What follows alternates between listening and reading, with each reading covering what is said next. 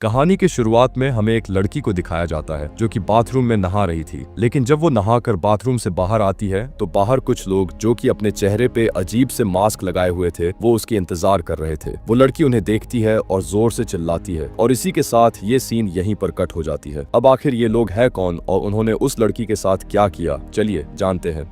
तो कहानी की शुरुआत में हमें फरहाना नाम की एक औरत को दिखाया जाता है जो कि एक मुस्लिम फैमिली से है। साथ ही फरहाना की शादी भी हो चुकी है। फरहाना का हस्बैंड और उसके 3 बच्चे उसी के घर में रहते हैं। इन तीनों में से 2 बच्चे स्कूल जाने वाले हैं और एक गोद में है। फरहाना के फादर की जूते की दुकान है जिसमें फरहाना का पति भी काम करता है। अभी के टाइम पर यह दुकान इतनी नहीं चलती, लेकिन एक समय ये दुकान इतनी चलती थी कि इसी की कमाई के जरिए फरहाना के पिता ने अपनी तीनों बेटियों की शादी की थी। साथ ही फरहाना का पति बहुत ही सीधा साधा आदमी है, लेकिन उसकी आमदनी इतनी भी नहीं है कि वो अपने बच्चों को स्कूल में पढ़ा पाए। अब घर के ऐसे हालात को देखकर फरहाना अपने फादर से पूछती है कि अगर आप कहें तो मैं कोई जॉब कर लूं। लेकिन फरहाना के अब्बू पुराने ख्यालात के आदमी थे। उनको घर की औरतों को बाहर काम करना बिल्कुल भी पसंद नहीं था। यहाँ तक कि फरहाना के पास अपना मोबाइल फोन भी नहीं है। जो भी फोन आता है वो घर के लैंडलाइन पर ही आता है, जिसे रिसीव करने तक की इजाजत फरहाना को नहीं होती। अब कोई रास्ता न देखते हुए फरहाना अपने पड़ोसी से कुछ पैसे उधार मांगती है ताकि घर का खर्चा चल पाए। फिर वो करीम के साथ अपने एक दोस्त की शादी में जाती है जो कि क्रिश्चियन है। यहाँ फरहाना सभी को देखकर ये सोच रही होती है कि आखिर इन लोगों की लाइफ कितनी अच्छी है, मेरी लाइफ कब ऐसी होगी। तभी फरहाना को उसकी एक और बचपन की दोस्त मिलती है जिसका नाम नृत्या होता है, जो कि बातों ही बातों में फरहाना की तकलीफ समझकर उसको अपनी कंपनी के बारे में बताती है और कहती है कि कल तुम वहाँ आ जाना क्योंकि मेरी कंपनी में इंटरव्यू चल रहे हैं। फरहाना इस जॉब इंटरव्यू के बारे में करीम को बताती है, जो कि दूसरे दिन फरहाना को लेकर वहाँ पर पहुँचता है। और इस इंटरव्यू को देने के बाद फरहाना जब बाहर निकलती है तो करीम को बताती है कि मेरा इंटरव्यू क्लियर हो गया है।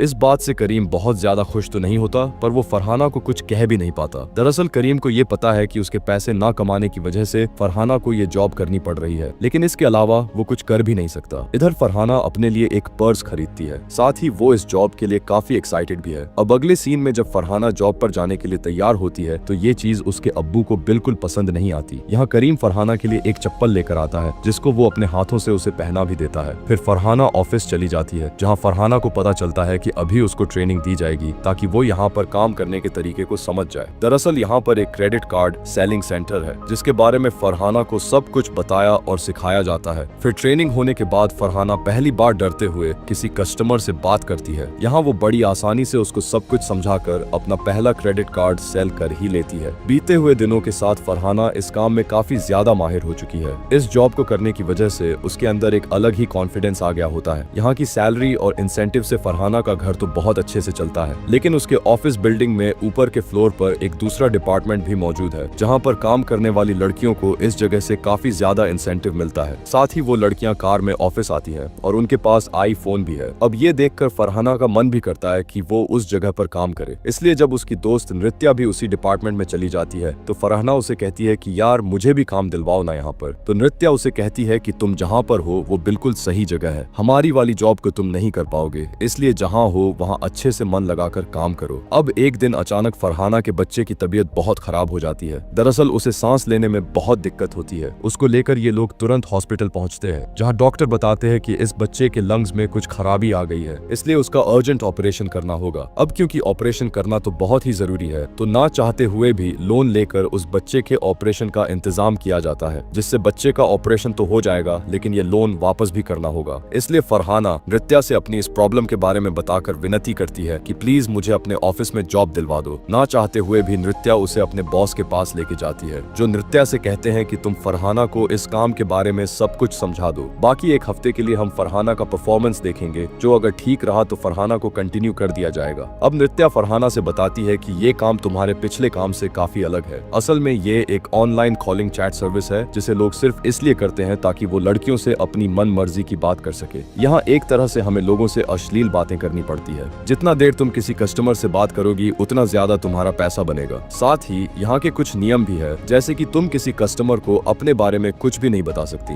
यहाँ तक कि अपना असली नाम भी नहीं। और अगर किसी ने ऐसा किया तो विवेक उसकी कंप्लेंट बॉस से कर देगा, जिसके बाद उस लड़की को निकाल दिया जाएगा। यहाँ विवेक की बात करें तो उसकी यहाँ यही मेन जॉब है कि वो सारे कॉल्स को रिकॉर्ड करके उनकी रिकॉर्डिंग सुनता है। अब ये सब बताने जाने के बाद नृत्या अपने क्लाइंट से बात करने लग जाती है, जिनकी बातों को सुनकर फरहाना को काफी बुरा लगता है। यहाँ तक कि जब वो घर जा रही होती है तो उसे ऐसा लगता है कि जैसे सब उसको गलत नजर से देख रहे हो। इसलिए वो मन बनाती है कि वो अपनी पुरानी जॉब पर ही कायम रहेंगी। यहाँ फरहाना को परेशान देखकर करीम उससे इसके पीछे का कारण पूछता है। फरहाना उसे बताती है कि आज एक कस्टमर ने मुझसे काफी बुरी तरीके से बात की। करीम हंसते हुए उससे कहता है, अरे इसमें घबराने की क्या बात है, ये तो जॉब का पार्ट है। जैसे कि मैं रोज अपनी दुकान में लोगों के पैरों में चप्पल या जूते पहनाता हूँ, पर मैं बाहर ऐसा नहीं करता। तो जब तक जॉब करने के दौरान कोई तुमसे किसी भी तरह बात करे वो बिल्कुल ठीक है, लेकिन जॉब के बाहर अगर वो ऐसा कर रहा है तो उसको सबक सिखाना बनता है। अब करीम की इस बात से फरहाना को थोड़ी हिम्मत मिलती है, इसीलिए वो दोबारा से उसी ऑफिस में पहुंच जाती है, जहां वो नृत्या से पूछती है कि आखिर ये लोग ऐसी बातें करते क्यों हैं, साथ ही लड़कियां यहाँ पर कैसे काम कर लेती हैं, ये तो गलत है ना। नृत्या फरहाना को समझते हुए कहती है कि यार ये सिर्फ एक सर्विस है जिसके जरिए लोग अपनी मन की उन बातों को एक अजनबी से कह पाते हैं जो वो अपनी बीवी से नहीं कह सकते। कम से कम ये लोग राह चलती लड़की के साथ गलत तो नहीं करते। अब फरहाना को इतना समझाने के बाद वो लोगों से बात करने की काम में लग जाती है, जिस दौरान उसके पास काफी अजीब अजीब लोगों की बात करती है। इस ऑफिस में सोफिया नाम की एक लड़की भी काम करती है जो कि सबसे ज्यादा बात करके हमेशा टॉप पर बनी रहती है। खैर अगले दिन भी फरहाना का स्ट्रगल जारी होता है। वो किसी भी क्लाइंट से बात करने में कंफर्टेबल फील नहीं करती है। तभी उसके पास एक क्लाइंट का फोन आता है जो उससे अश्लील नहीं बल्कि काफी रिस्पेक्ट देकर बात करता है। अब ये सुनकर फरहाना काफी खुश होती है। उसे लगता है कि ये आदमी दिल का बहुत अच्छा है। यहाँ जिस आदमी ने फरहाना को कॉल किया था उसका नाम डेलन था, पर वो अपना नाम फरहाना को नहीं बताता। फरहाना भी रूल के हिसाब से उसे अपना नाम ईशा बताती है, जिसके बाद फरहाना और डेलन के बीच रोज लंबी लंबी बातें होना शुरू हो जाती है, जिससे फरहाना का परफॉर्मेंस काफी अच्छा हो जाता है और अब उससे आगे सिर्फ सोफिया होती है। अब एक दिन डेलन से फरहाना बताती है, मैं जल्द ही इस जॉब को छोड़ने वाली हूँ क्योंकि मुझे ये काम सही नहीं लगता। इस पर डेलन उसे कहता है कि ईशा नहीं, ऐसा मत करो, मुझे सिर्फ तुमसे बात करने में अच्छा लगता है। हम दोनों के बीच एक अजीब सा कनेक्शन बन गया है। अब डेलन की ये बात फरहाना को काफी अच्छी लगती है और वो इस जॉब को कंटिन्यू करने का इरादा कर लेती है। अब एक दिन ऐसे फरहाना से बात करते वक्त डेलन फरहाना की बातों से जान जाता है कि वो एक मुस्लिम है, जिससे फरहाना थोड़ा चौंक जाती है। लेकिन अब तक वो बात करके डेलन पर इतना भरोसा तो करने लगी है कि कम से कम अपने रिलीजन के बारे में उसको बता पाए। अब यहाँ इनकी बातों को विवेक काफी गौर से सुनता है क्योंकि उसको पता है कि डेलन और फरहाना के बीच कुछ तो पक्का चालू हो गया है। अब डेलन फरहाना से कहता है कि अभी तो रमजान का महीना चल रहा है तो तुम रोजे रखकर इतनी बात कैसे कर लेती हो। वो फरहाना को आराम करने के लिए बोलता है। इस दौरान वो उसको अपना म्यूजिक भी सुनाता है। वो कुछ देर के बाद कहता है कि मैं तुम्हें एक गिफ्ट देना चाहता हूँ। फरहाना उससे कहती है कि आप मेरी जगह किसी भिखारी को दे दीजिएगा, यही मेरे लिए सबसे बड़ा गिफ्ट होगा। अब घर जाते वक्त मेट्रो स्टेशन पे फरहाना एक भिखारी के पास ईशा नाम का एक पैकेट देखती है, जिसके बारे में पूछने पर वो भिखारी बताते हैं कि ये मुझे एक आदमी ने दिया है, उसने ये ईशा नाम की लड़की को देने के लिए कहा है और साथ ही उन्होंने मुझे काफी पैसे भी दिए। अब ये सुनकर फरहाना जब उस गिफ्ट को खोल कर देखती है तो उसमें सिंफोन नाम का एक म्यूजिकल इंस्ट्रूमेंट होता है, जिसको देखकर फरहाना का चेहरा ही खिल उठता है। वो अब सब कुछ भूल चुकी है, मगर अगले दिन ऑफिस जाने पर फरहाना को डेलन की कॉल नहीं आती है, जिससे वो परेशान हो जाती है कि उसके साथ क्या हुआ होगा। उसे लगातार अलग अलग लोगों की कॉल आ रही होती है जिन्हें वो कट कर देती है। फरहाना 2 दिन इंतजार करती है मगर अभी तक डेलन की कोई कॉल नहीं आई, इसलिए वो सोफिया के साथ जाकर अपने लिए एक मोबाइल लेती है। साथ ही वो सोफिया को अपना आधार कार्ड देती है ताकि वो फरहाना के लिए एक सिम ले ले। उसके बाद फरहाना एक न्यूज़पेपर में एक हेडलाइन देखती है जिसमें लिखा होता है कि एक म्यूजिशियन की एक्सीडेंट की वजह से मौत हो चुकी है, जो कि किसी लड़की से वो ऑनलाइन चैटिंग करता था। अब इस खबर को पढ़कर फरहाना को लगता है कि ये शायद डेलन है। इस बात को वो नृत्य से भी शेयर करती है। इसी दौरान अचानक से फरहाना के पास डेलन का कॉल आ जाती है। फिर वो फरहाना से कॉल ना करने के लिए माफी मांगता है। वो बताता है कि मेरा फोन खराब हो गया था, इस वजह से मैं तुमसे बात नहीं कर पाया, मुझे माफ कर दो। फरहाना उससे कहती है कि मुझे तो लगा आपको कुछ हो गया है और इस सबक से मुझे ये तो गई है कि जिंदगी बहुत छोटी है, इसमें किसी को कुछ भी हो सकता है, इसीलिए मैं आपसे मिलना चाहती हूँ। यहाँ उसकी बात सुनकर डेलन सबसे पहले उसे अपना नाम बताता है और कहता है मैं तुमसे कल ईद के दिन मिलना चाहता हूँ, जिसके लिए फरहाना राजी हो जाती है और उससे कहती है कि मैं आपके लिए बिरयानी लेकर आऊंगी। अब उनकी इस मीटिंग के बारे में पता चलते ही पहले तो विवेक ये सब कुछ अपने बॉस को बताने के बारे में सोचता है, लेकिन फिर वो खुद को रोक लेता है क्योंकि वो भी फरहाना की तरह इस आदमी को देखना चाहता है। अगले दिन फरहाना काफी खुशी खुशी बिरयानी बनाती है, लेकिन जब बाहर जाने की टाइम हो जाता है तो तब उसे घर से बाहर जाने का मौका नहीं मिल पा रहा था। लेकिन शाम को घर के सभी लोग घूमने जाने का प्लान बनाते हैं। इसी दौरान फरहाना तबीयत खराब होने का बहाना बनाकर घर से जाने के लिए मना कर देती है। फिर सबके जाने के बाद वो एक टिफिन में बिरयानी पैक करके डेलन से मिलने के लिए निकल पड़ती है। रास्ते में करीम फरहाना को कहीं जाते हुए देख लेता है। वो फरहाना का चुपचाप पीछा करता है। थोड़ी देर बाद फरहाना मेट्रो स्टेशन जा पहुंचती है, जहां विवेक भी मौजूद होता है। वो भी फरहाना की तरह डेलन को देख देखना चाहता है। लेकिन तभी अचानक से फरहाना को नृत्या की कॉल आती है, जो उसको बताती है कि सोफिया अपने क्लाइंट से बाहर भी मिला करती है, जो कि उसको एक होटल के कमरे में लेकर गया, जहां और भी लोग मौजूद थे। वो भी सोफिया के साथ एंजॉय करना चाहते थे। इस अफरा तफरी में गलती से सोफिया के गले में एक धारदार चीज घुसने की वजह से उसकी मौत हो गई। दरअसल मूवी की शुरुआत में इसी सीन को दिखाया गया था। अब ये बात सुनकर फरहाना के पैरों तले जमीन ही खिसक जाती है और वो उस बिरयानी वाले टिफिन को वहीं छोड़कर वापस घर आ जाती है, क्योंकि उसका भी केस सोफिया की तरह हो सकता था। पर जब वो वापस आती है तो घर पर पहले से पुलिस मौजूद होती है, जो कि सोफिया के लिए आई है, क्योंकि सोफिया के पर्स से उन्हें फरहाना का आधार कार्ड मिला है, जो कि वो सोफिया से वापस लेना भूल गई थी।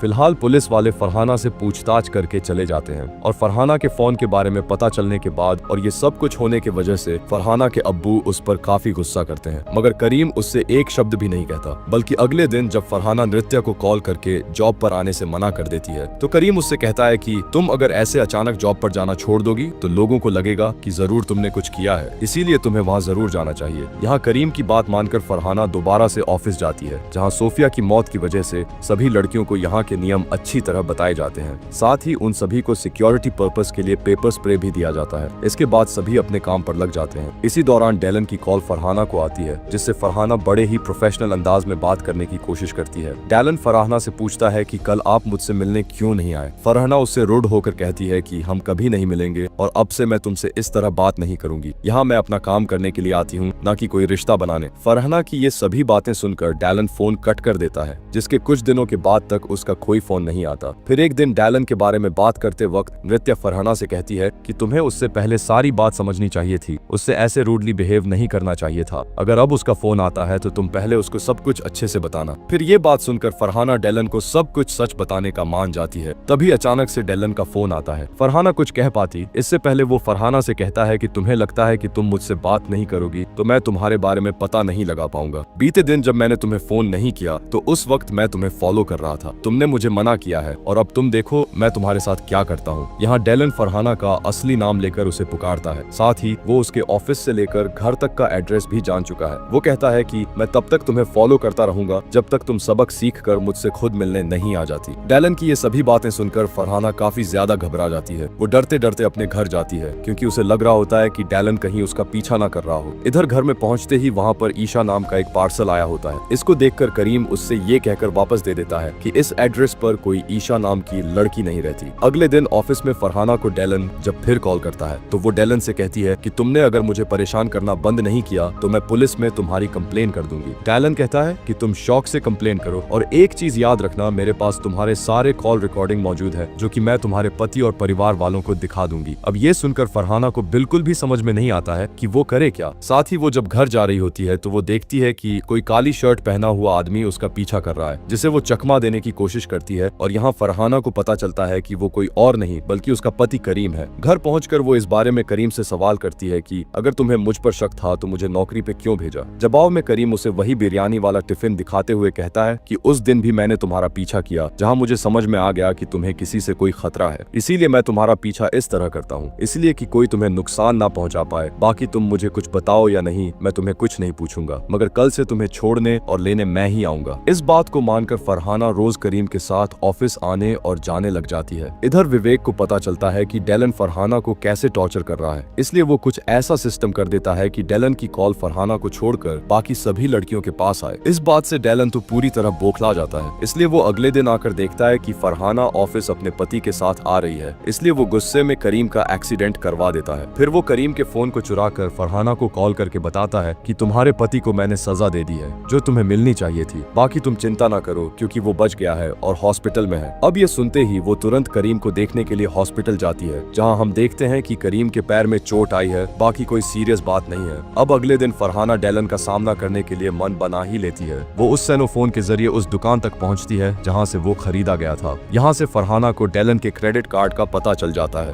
जो कि उसी बैंक का है जिसके ऑफिस में फरहाना पहले काम करती थी। फिर वहाँ के टेक्नीशियन की मदद से नृत्या और फरहाना को डैलन का एड्रेस और फोन नंबर वगैरह मिल जाता है। साथ ही यहाँ फरहाना को ये भी पता लगता है कि डैलन इस वक्त एक मॉल में अपने क्रेडिट कार्ड से शॉपिंग कर रहा है। वहाँ तुरंत पहुंचकर फरहाना आखिरकार डैलन को ढूंढ लेती है, जिस दौरान फरहाना को एक फेक कॉल करके नृत्या फरहाना की उसे पहचानने में मदद करती है। फिर फरहाना अपने मुंह में नकाब पहनकर डैलन का फोन चुराने जाती है, क्योंकि उसी में उसके और डैलन डेलन के बीच हुई बात की सारी रिकॉर्डिंग्स मौजूद है। लेकिन इससे पहले फरहाना फोन ले पाती, डेलन उसे पहचान कर उसकी हाथ पकड़ लेता है, जो देखकर फरहाना उसकी आंख में पेपर स्प्रे छिड़क कर भाग जाती है। फिर वो उस फोन के लॉक को खुलवाने के लिए एक दुकान पर जाती है, जिसके खुलने के बाद फरहाना को उसमें कुछ नहीं मिलता, क्योंकि उससे पहले ही डेलन ने फोन का सारा डेटा कहीं और डाल दिया था। अब इस बात से फरहाना एकदम से टूट जाती है, क्योंकि डेलन उसे कहता है कि मैं सारा वीडियो अब तुम्हारे पति को भेज दूंगा, जिस चीज को लेकर लगातार रात में भी फरहाना को टॉर्चर कर रहा होता है, जिससे वो बहुत ज्यादा घबरा जाती है। यहाँ तक कि जब वो करीम के पास जाती है तो उसके हाथ कांप रहे होते हैं और वो पूरी चाय वहीं गिरा देती है। इसी के साथ ये सीन यहाँ पर होता है कट। अगले सीन में हम फरहाना को दोबारा से ऑफिस जाते हुए देखते हैं, जहाँ इस बार वो डेलन से कहती है कि मैं अभी तुमसे मिलने तुम्हारे घर आ रही हूँ। इस बात को सुनकर वो काफी खुश होती। इसी के साथ हमें उस वक्त का सीन दिखाया जाता है जब डेलन ईद के दिन फरहाना से मिलने के लिए वहाँ पर आ रहा था, तो उसने पीछे से एक औरत को देखकर फरहाना समझकर छू लिया, लेकिन छूते ही उस लेडी ने डेलन को एक जोर का तमाचा लगा दिया और इस वजह से वहाँ सभी डेलन को बड़े अजीब तरीके से देख रहे होते हैं। यहाँ उसे अपनी इंसल्ट बहुत महसूस होती है, पर फिर भी वो फरहाना से मिलना चाहता था, मगर वो भी नहीं आई और इसके अगले दिन अचानक उसने डेलन से ठीक से बात करना बंद कर दिया। इसलिए डेलन अब इन चीजों का बदला लेना चाहता था।